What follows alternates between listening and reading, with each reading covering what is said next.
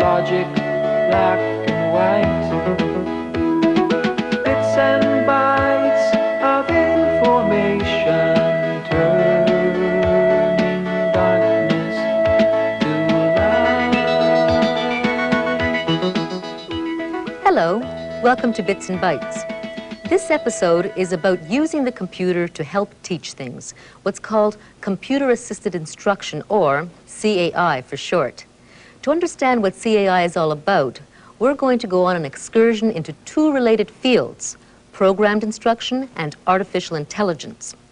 But first, Billy Van will try a very simple form of computer-assisted instruction, which is called drill and practice.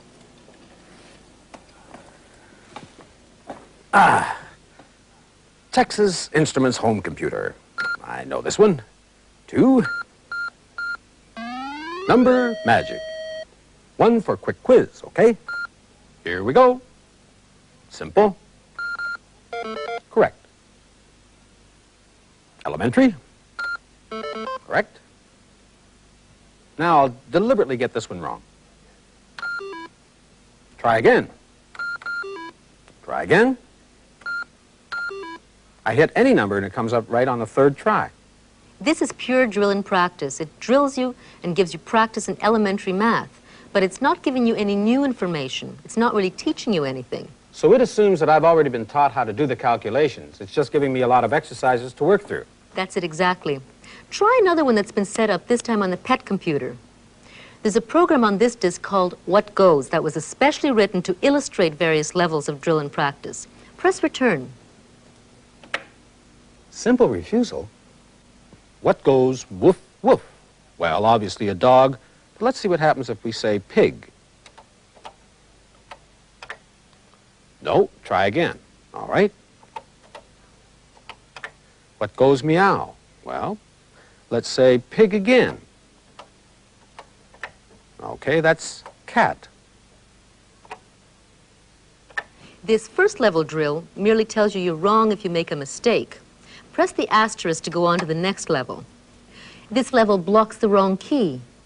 Well, we know that's a mouse, so we'll try cat again. Uh-oh. Oh, you can hear you're wrong. How about a dog? No.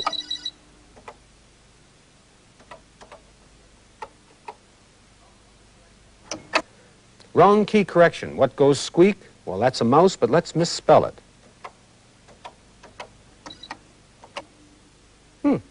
Wrong letter, but the computer makes it right. On this one, if you hit the wrong key, it gives you the correct one. What goes oink? That would be a pig, we'll say a cat. Oh, for goodness sake, it gives you the right answer. This level gives you a little more help. It gradually completes the word for you. All right, let's try a horse. No, it starts with C. Let's say a cod. It starts with CA. It gives you more hints each time. So it's obviously cat. That's right. And this gives you still more information. Let's try a dog. Oh.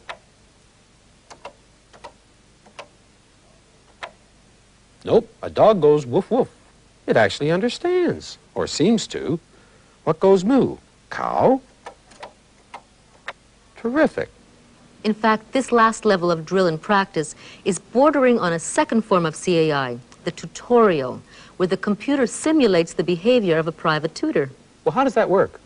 Well, tutorial CAI is really programmed instruction on the computer.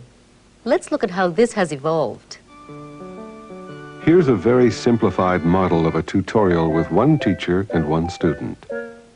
The teacher takes a chunk of subject matter, whether it be math or history or physics or whatever, breaks it up into small, easily digestible items of information, arranges these items in a logical sequence, and then feeds the first one into the mind of his pupil. Before proceeding to item number 2, he asks the student a searching question. to test whether or not he has grasped item number 1. If he answers correctly, the teacher feeds him the second item, asks another searching question, and so on. But if the student answers incorrectly, the teacher feeds him the first item again, perhaps presenting it from another angle this time, or breaking it down into even tinier units. And he will go on doing this until he is quite certain that his pupil has understood item number 1, and it is safe to proceed to the next unit of information. This is all very fine, but of course, in a mass education system, we can't afford the luxury of 1 teacher per student. The nearest we can get to this is to have 1 textbook per student. And back in the 1950s, this gave the educational psychologists an idea. They decided to take a textbook and break it up into small, easily digestible items of information, arrange these items in a logical sequence, present the first item to the student, and then ask him a multi-choice question to test his understanding before presenting him with the next item, or branching him to some appropriate remedial sequence. Programmed instruction was born, a first attempt at an automated tutorial. But the program textbook was awkward to use and involved a lot of page turning. So in the 1960s, the teaching machine was invented to turn the pages mechanically, so to speak. But these machines were pretty cumbersome. So in the 1970s, when the computer became cheap enough to be used in schools, it took over the role of the teaching machine and turned the pages electronically, in a sense. And that is how programmed instruction graduated from the programmed text to the teaching machine to the computer. So programmed instruction on the computer is called tutorial CAI. That's right. Well, do we have an example of this type of CAI on any of these computers? A few years ago, there was a lot of tutorial CAI around, but nowadays it's very difficult to find a pure tutorial on a microcomputer. Most of the educational software is a mixture of various techniques, and the nearest we could get was a short demonstration of a tutorial on the Apple computer. Hi, Billy. Do you know what a legend is? Well, I think it's a story. Well, that's very true, Billy, but the word legend has another important meaning. A legend also explains how to read a map or chart. That's what we'll look at in this lesson. Maybe we can share some tall tales some other time. Okay, we sure can. Just as a key unlocks a door, a legend is used to explain or unlock a map. Really? Looking at the legend in the upper right-hand corner, Billy, what would you say the blue circles on the map represent? I'm going to see if I can fool the computer. Okay, I'm going to say it's a hole in the ground. No, a blue circle stands for water, such as a lake or a sea. Notice the blue circles in the legend. What symbol stands for laugh birds? Okay, I'm going to try the opposite. I want to use the greater than sign. Almost right. What symbol looks like that but points the other way? The less than sign, of course. You know, that's like having a bit of real dialogue with a teacher. But isn't that the same sort of technique I used on an earlier episode for the history quiz? Yes, the programmer has to anticipate the answers that the student will give. It's a sort of hidden multi-choice method. The multi-choice anticipated answers are in the program, but you don't see them. So if answer equals water, print that's right. If not, print no, try again. That sort of thing? That's how it would go in BASIC, but the Legends tutorial was written in a language called Pilot, Programmed Inquiry, Learning, or Teaching. How does Pilot work? I'll show you a very simple example.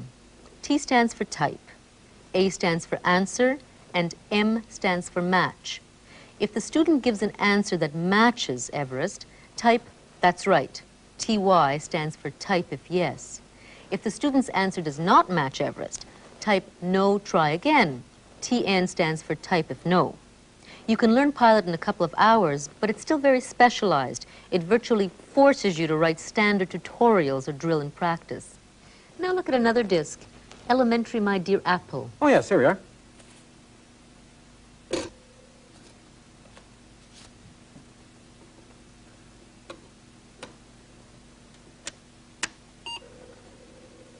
Choose the Supermath example.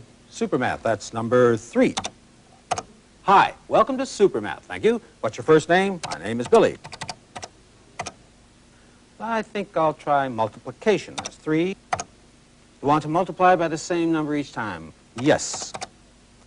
What number do you wish to practice? All right, 0 times 3 is 0. Terrific. True. Next. Okay, 1 times 3 is 3. This is just a drill, isn't it? Yes, the part you've been doing so far is a drill.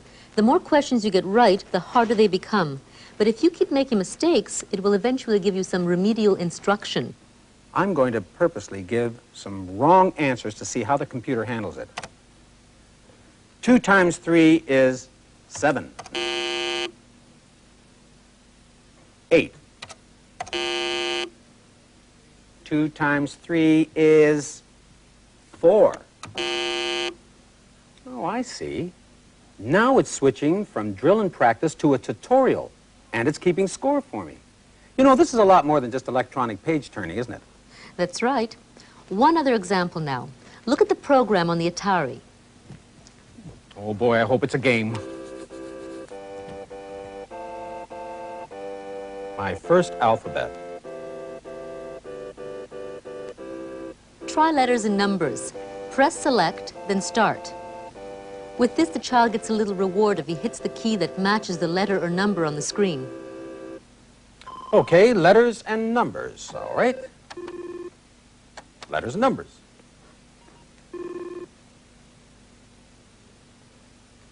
E. What picture will we get?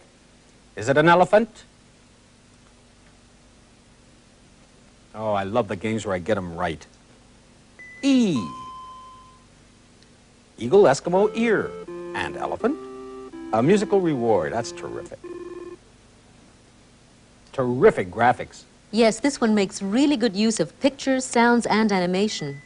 But is it a drill? Is it a tutorial? How would you classify it? I couldn't really tell you except to say it's a lot of fun. We've come a long way from old-fashioned programmed instruction. The computer is being used more and more to add special elements to CAI that you couldn't produce in any other way. Isn't it marvelous? Aren't students lucky today? Well, we've been looking at some of the best examples that's available. But the fact is the overwhelming majority of CAI programs for microcomputers really consists of rather mundane variations on the drill and practice theme. Most of the high-quality CAI is still on large computers that you hook into via terminal. One excellent example is what they're doing at the Ontario Institute for Studies in Education using a system called CAN8. This is an example from the grade 7 through 10 mathematics course, topic 1 on identifying shapes. They may now take a test or instruction. Suppose we select instruction. First figures will be triangles with metric measurements shown on the sides. The scalene triangle being in blue, the magenta triangle being isosceles, and the cyan triangle being equilateral. Quadrilaterals have different names: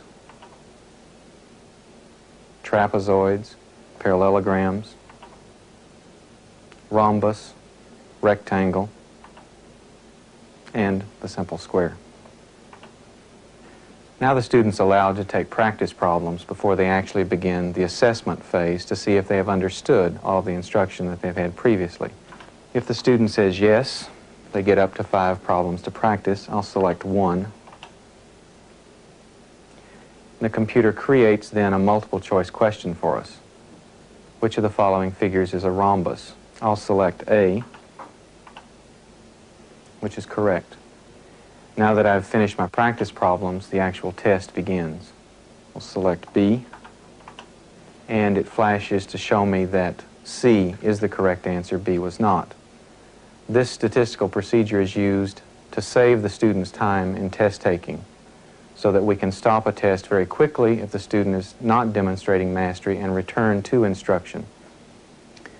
We employ a wide variety of instructional strategies, from simple drill and practice, which does have some benefit, through tutorial instruction, through simulations, through the student actually programming the computer. The CAN8 system is available on mini computers and on several microcomputers. We utilize it on the mini computer version because the work that we do here is in the production and evaluation of materials. If we use the microcomputers for that, it would be very difficult to collect the data on the student performance in the courses so that we would know how to revise the courses. And it would also be very difficult to distribute new versions of the course. The materials that we develop are subject to a lot of evaluation. 42 teachers were surveyed. None of the teachers involved did not desire to continue using computer-assisted instruction. The student attitudes were very positive. 96% of the students wanted to continue using it. They found it fun, satisfying, and interesting. You can see achievement results, probability, measurement, statistics, and algebra, arithmetic, integers and rationals, coordinates and transformations. In each case, very significant. There's a system at the Xerox Corporation in California called InterLisp that adds a whole new dimension to CAI. The InterLisp-D environment is a very, very well-equipped, powerful workshop in which you can put together almost anything. What we did with this system was to build an intelligent coaching system which is built on top of a arithmetic drill and practice game called How the West Was Won, which would watch what the student was doing and come in and suggest some of the complexities at times that were appropriate by comparing their behavior with what an expert would do in exactly the same situation. The system that you see here has a collection of windows on it, and I control most of what the windows do by means of a device called a mouse, because it's very easy for people to learn how to do and avoids the necessity of them knowing how to type. How the West Was Won is a linear board game. It says select here to continue, so I will hold down one of the mouse buttons over that. And when that happens, the computer generates 3 random numbers from its spinners, and the object of the game is that you take those 3 numbers and form an arithmetic expression using the operations plus, minus, times, and division, and that the result of that arithmetic expression dictates how far you move along the board.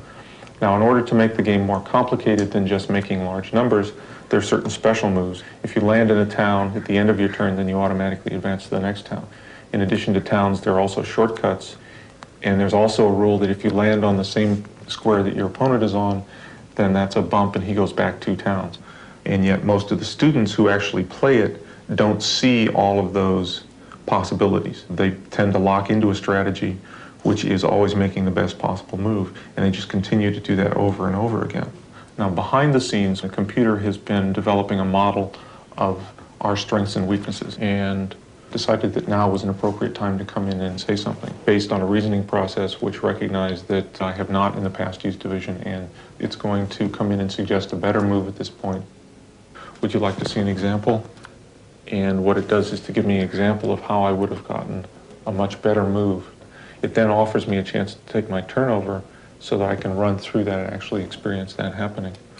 So we're striving for an environment in which the student has the freedom to do whatever they want, but the machine knows some things because we've programmed it in, and it's capable of using that knowledge to help the student discover some of the structure so that the student is not there alone. He actually has some guidance or tutoring.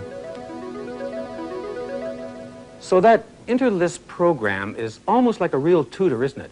But could the computer ever really simulate a human teacher in every way?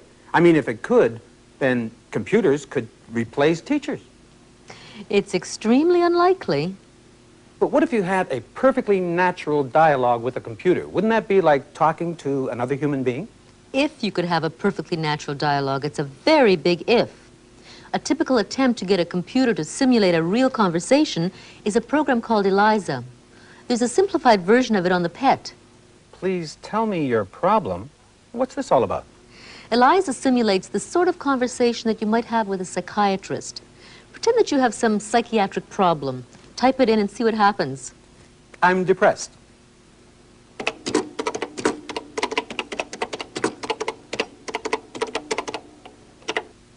My daughter left home. Okay.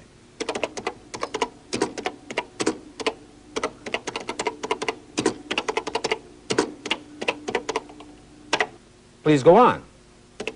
Well, I certainly don't want her to get into trouble.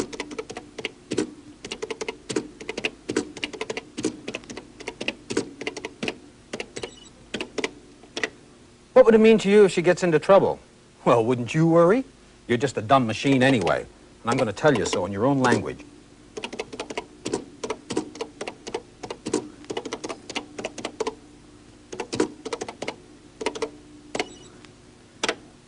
Do computers frighten you? You know, that's really incredible. It's as if it really understood what I was saying. But it doesn't, of course. It's just a bag of tricks. It has a lot of canned phrases such as, please tell me your problem, tell me more, please go on. It's programmed to throw these out from time to time. Yeah, but it seemed more than just random. If you start a sentence with, I am, it might turn it around with, how long have you been? But it doesn't really understand any of this conversation. Type in some nonsense and you'll see.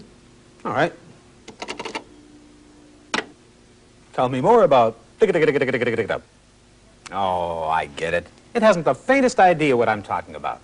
It can only do what the programmer has told it to do. He didn't anticipate your nonsense response, so the computer can only turn your sentence around and play it back to you like a parrot. But must the programmer always give the computer all the information in advance? No, not always. There's another technique for getting the computer to learn as you talk to it. There's an example of this on the Apple. People have been teaching me about animals. Help me learn more by playing a guessing game with me. Love to. Think of an animal. Okay, I've got one. Here's your first question. Does it live on land? No. Is it bigger than you? No. Is it a guppy? No. Type the animal you were thinking of and return. It's a swan. I don't know the difference between a swan and a guppy. Let's build a sentence. How is a swan different from a guppy? 1, a swan has wings. Thanks, I'll remember that. You help the computer ask better and better questions so that it can make better guesses about which animal you're thinking about. It also develops a longer and longer list of animals that it can identify. Yes, but it's still a trick, though, isn't it? In a way, but the computer is now adapting what it does based on what you're telling it. Of course, there's still no real understanding on the part of the computer. So computers can't think? They definitely cannot think. Well, will computers ever understand anything of any sort?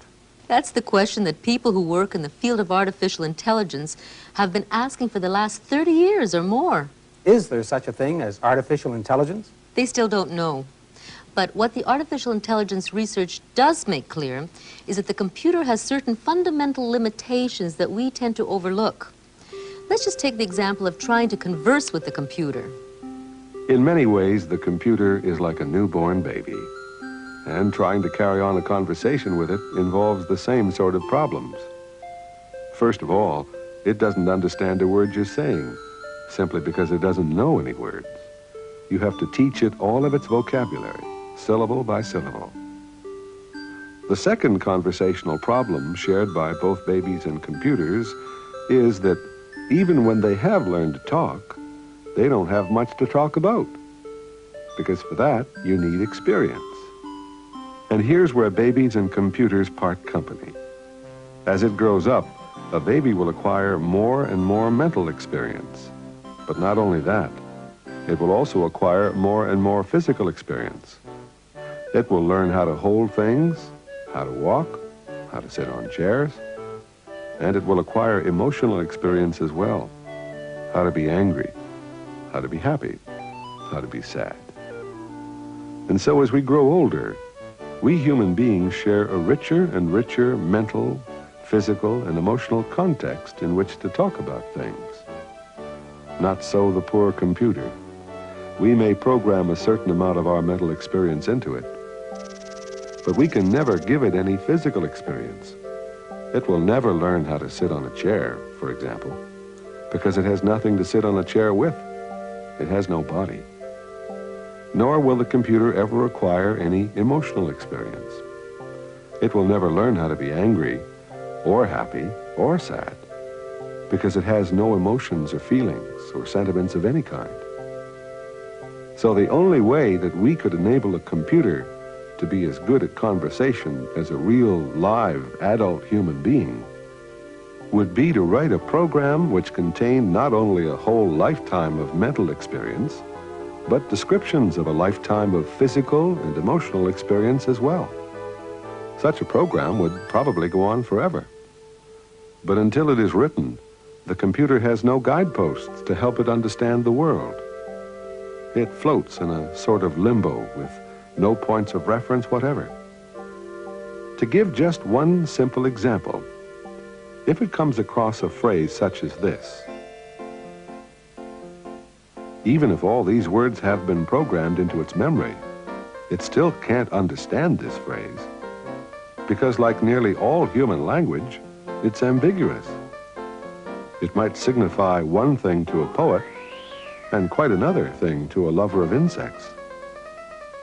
And of course, the computer has no experience of either poetry or insects. That's its trouble. It has no experience of anything. It's a newborn baby that never grows up. So there's probably not much danger of computers replacing teachers, is there? No, not really. But perhaps we shouldn't even be trying to get the computer to imitate human behavior. There's so many other things that the computer is so much better at. Keeping records, manipulating the time element, interactive animation, and so on. I suppose that's the attraction of video games, right? It sure is. Many educators argue that the game approach to learning is a more promising one to explore with the computer than the tutorial one.